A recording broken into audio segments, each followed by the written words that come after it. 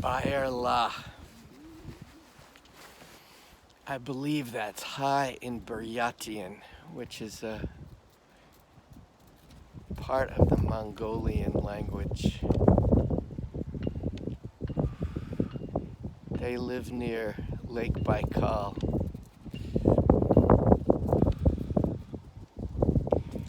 Yeah, feeling that wind that is part of my breath.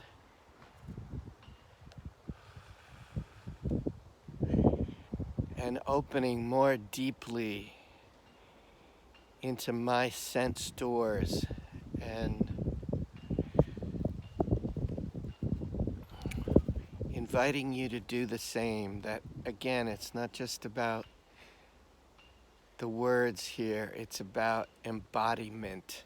It's about feeling our larger nature through our body.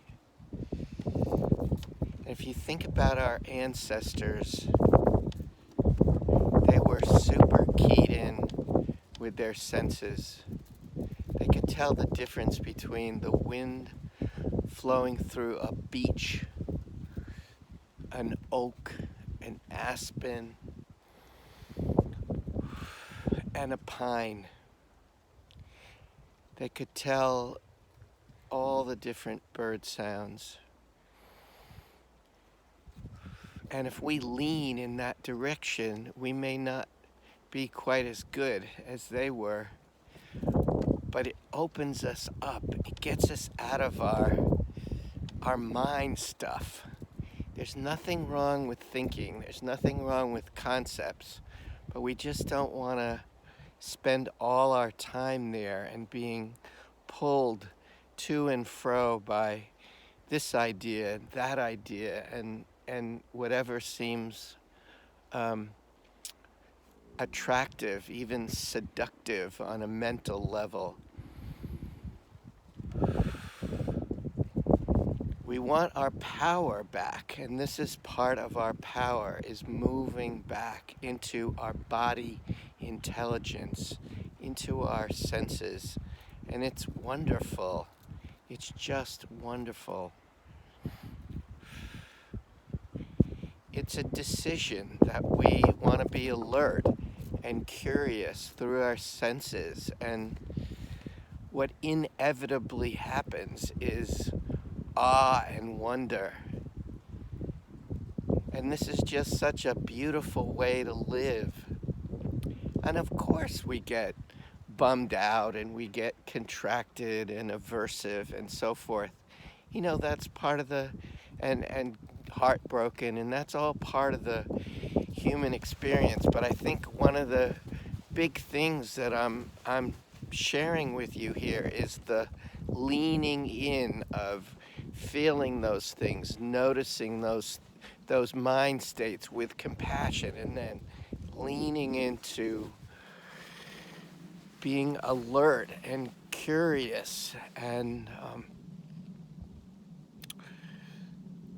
deciding we want to be in our bodies, feeling again that sacred breath.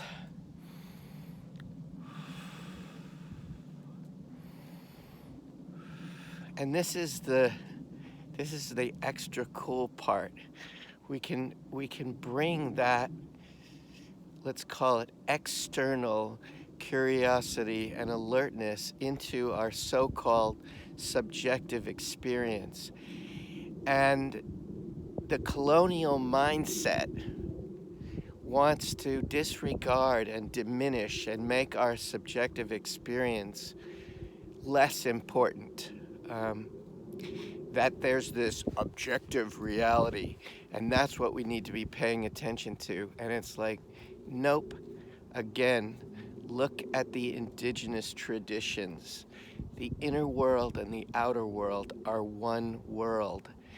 So when we shamanic journey, which is just it's just another term for psycho-navigating in our interior universe.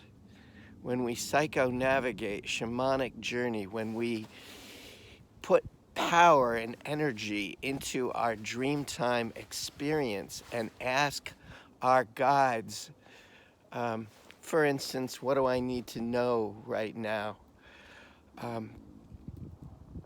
We open to this power and intelligence, this new beauty that we didn't even know we had, this creativity.